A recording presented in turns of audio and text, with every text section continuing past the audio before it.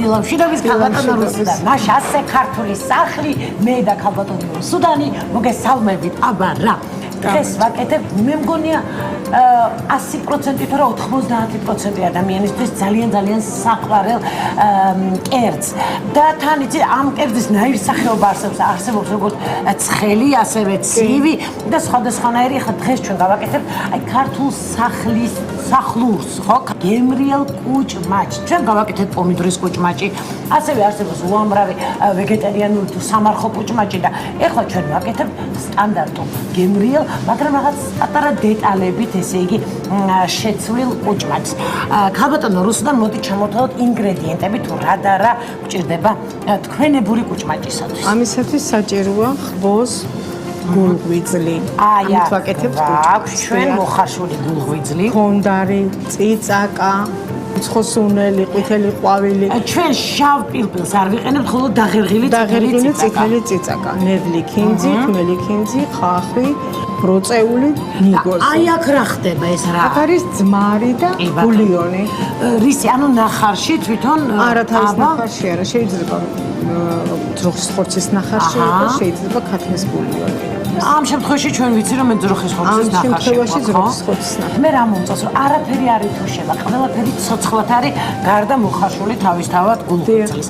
მოდით ეხლა ვაჩვენოთ როგორ ნაჭრებად იჭრება. აი ეს ჩვენი გულღვიძლი და როგორ კეთდება კუჭმაჭი. რაოდენობას აქვს მნიშვნელობა სიტყვაზე, უფრო მეტი უნდა იყოს ღვიძლი, უფრო ნაკლები, თუ აი როგორ არის? თუ ერთნაირად იქნება უკეთესი, რა თქმა უნდა. იჭრება საშუალო ზომად. ზოგს მსხვერპლად უყარს, მაგრამ არც წვრილი და არც მსხვილი საშუალო დაჭრილი. გემრიელად რომ მივირთვა. მოდით ხახვით. მინდა დაჭრილი ხახვი. მინდა დაჭრილი ხახვი, იმიტომ რომ ჩემთან მაგალითად ოჯახში აკეთებენ ხლა დაჭრილი ხახვი. კუჭმაჭს არ ხდება. ხო, აი რა ვიცი, მე საერთოდ არ ვიცი, სიმართლე რომ გითხრათ, კუჭმაჭის გაკეთება ეს დედაჩემის აზრით და პრიორიტეტია. ყველაზე მთავარი აქ არის შესუნელების და რაც მე მიყვარს არემორევის პროცესი, ხო, რა გემრიელად გაჯდეს და არც ერთი გემო არ იყოს ეს თავისკენ. აბატონო, ეს ყველაფერი დაჭრილი გვაქვს.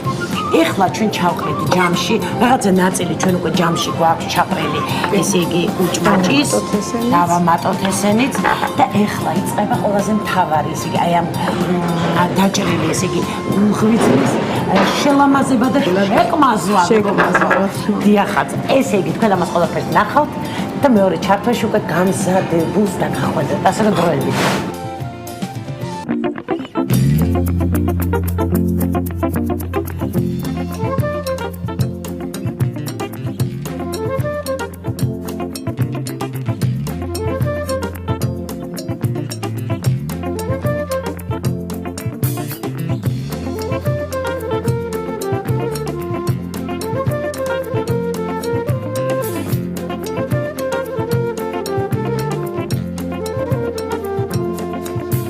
აი ასე დაგიბრუნდით, როგორც გითხარით, ძალიან მალე კეთდება, იმიტომ რომ აქ ყველაფერი არის ცოცხლად. ერთადერთი როგორც თქვით, გულღვიძლი არის მოხარშული.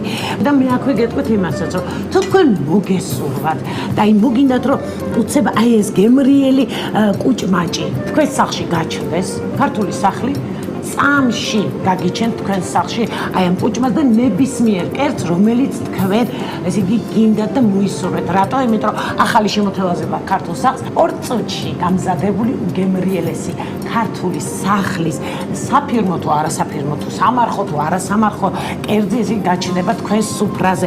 მაგრამ აქვე მინდა გითხრათ, რომ ისე მჯობია აქ მოგძანდეთ, იმიტომ რომ აქ ისეთი მხედრო გარემო რომ მე არ ვიცი პირდაპირ. მოდით ეხლა ის დავდოთ ლამაზად თეფშზე.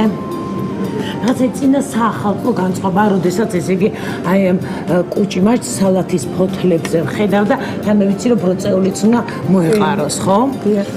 შეგიძლიათ შიგნითაც გავუკეთოთ. შეგვიძლია შიგნით, მაგრამ ჩვენ ისე გემრიელად ზევიდან მოვაყრით, რომ დინარგენა როცა გადმოიღებ, გადმოყობა ესე იგი გემრიელად ბროწეულების.